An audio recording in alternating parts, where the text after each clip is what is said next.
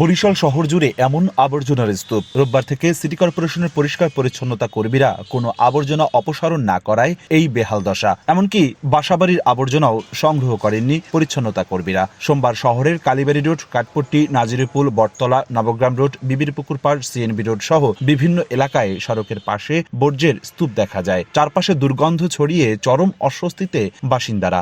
ময়লাগুলো ফালাই রাখছে, এর কারণে আমরা হাঁটাচলা করতে পারি না, ব্যাপক কষ্ট হয়। ময়লা ফালাইছে, নেওয়ার কথা ছিল, নেয় নাই, পরে সুপারভাইজারের সাথে তার মারামারি হয়েছে। রোডে যদি এরকম ময়লা হালায় তাহলে মানুষজন হাঁটতে পারে না, গন্ধের ছোটে মানুষজনের অসুখ বসুখ হইতে আছে। কোনো নোটিশ ছাড়াই নগর ভবনের 160 জন শ্রমিককে ছাঁটাইয়ের প্রতিবাদে ময়লা অপসারণ বন্ধ রেখেছেন পরিচ্ছন্নতা কর্মীরা। ছাঁটাই কর্মীদের চাকরিতে পুনর্বহাল, বেতন বৃদ্ধি সহ 3 দফা দাবি আন্দোলনকারীদের।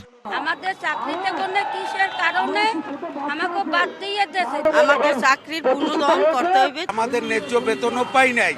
আমরা 30 দিন ডিউটি করছি, আবার ডবল ডিউটি করাইছে, এর টাকা পয়সাও আমাদের দেয় নাই।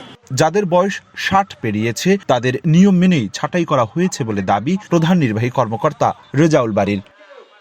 অপূর্ব অপু, সময় সংবাদ, বরিশাল।